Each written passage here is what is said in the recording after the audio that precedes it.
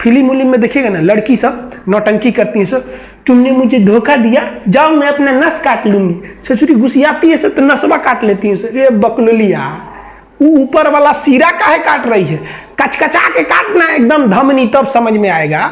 आपको कोई अगर ब्लैकमेल करे ना, जब मैं हाथ काट लूंगी, ससुरी को कहिएगा ना तो ससुरी धमनी काट, धमनी ये वाला धमनी काट, नहीं काटेगी, बहुत होशियार होती है सब। तो आपको कोई इस तरह से उलझाए तो उलझिएगा नहीं, किसी को लाइफ में मनाइएगा मत। एक बार मना दिए ना, जिंदगी भर मनाना पड़ेगा, नहीं तो हर 2 मिनट पर उठेंगे लोग, हाँ हम खाना नहीं खाएंगे, छोड़ दीजिएगा भूखले।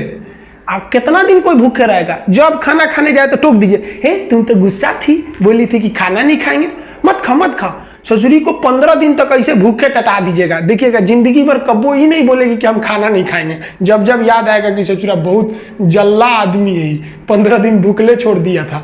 जो हम लोग मेहंदी लगाते हैं ना, महिलाएं मेहंदी लगाती हैं, अपने यहाँ कहा जाता था जिसकी सास बहुत मानेगी उसी का मेहंदी लाल होगा। ससुरा चाइनीज मेहंदी हो गया है, जिसकी सास मर भी गई है उसका भी एकदम खतरनाक लाल कर देता है। और लड़कियां इसी को प्रीफर करती हैं, सुबह शादी में जाना है तो रात में लगाओ, एकदम चटकार लाल कर देता है, और 2 दिन बाद ऐसा उजड़ता है जिसे लगता है कोड़ फूट गया। लेकिन ये लोगों के तत्काल जरूरत को पूरा कर देता है। किस किस चीज को रोकेंगे? महिलाओं का जो कॉस्मेटिक आइटम है उस पे चाइना का कब्जा होते जा रहा है। लिपस्टिक को जो ठोड़ रंगने वाला होता है उससे लेके कॉस्मेटिक, एक से एक क्रीम पाउडर आ गया है ना कि आप चेहरा पे रंगिएगा तुरंत गोरा कर देते। हम लोग को चाइना के सामान को रोकने के लिए एक भावनात्मक डर भी बनाना पड़ेगा।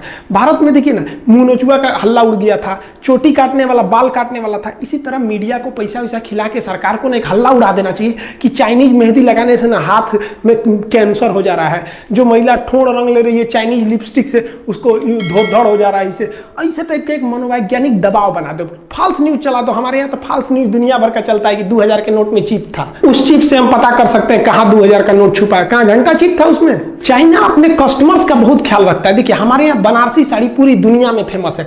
बनारसी साड़ी देखिए, ये बहन जी पहनी है, कितना बढ़िया लग रहा है। लेकिन भारत ने अपनी बनारसी साड़ी एक सूडान नाम के देश को निर्यात किया, वहां से रिजेक्ट हो गए सब, भारतीय साड़ी बर्बाद हो गए। लेकिन वहीं पे चाइनीज साड़ियां चल गई, क्योंकि सूडान की जो महिलाएं होती हैं इस तरह से होती हैं। अब ये वाला साड़ी उनको पहना दीजिएगा तो लगेगा समियाना ओढ़ ले भाई, उसमें थोड़ा सा चेंज करना पड़ेगा ना। उनकी हाइट 6 फीट होती है, हमारे यहाँ 5.5 फीट की लड़कियां होती हैं सब, तो सड़िया को थोड़ा सा चौड़ा करना पड़ेगा ना, नहीं तो यही वाला पहना देंगे उन लोग को तो स्कर्ट की तरह लगने लगेगा, रिजेक्ट हो गया। हम लोग कस्टमर्स का ध्यान नहीं रखते हैं, चाइना बहुत ही ध्यान रखता है। वो कोई भी चीज बेचने से पहले अपने टॉप ग्रेड के अधिकारियों को भेजता है अब पता करने के लिए कि पता करो वहां कस्टमर की डिमांड कितनी है, कितना पैसा खर्च कर सकते हैं। आप देखेंगे भारतीय टॉर्च इस तरह के थे, ससुरा में महीना में 50 रुपया के सेले लग जाता था, चलाइए तो फिर ढीला हो जाता था, चलते चलते बुझ जाएगा। एक बार हमारे यहाँ सांप निकला था, खोज रहे थे तो बुझ गया।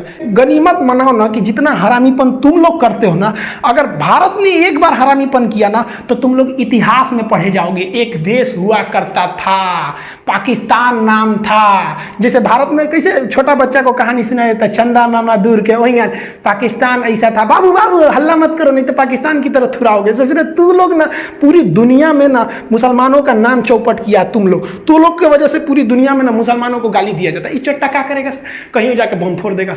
अरे यार तुमको इतने माँ के दूध में तो इतना गर्मी है ना, तो आओ ना हमारी फौज खड़ी है, काय लिए पीछे से हमला करता है चट्टा कहीं का।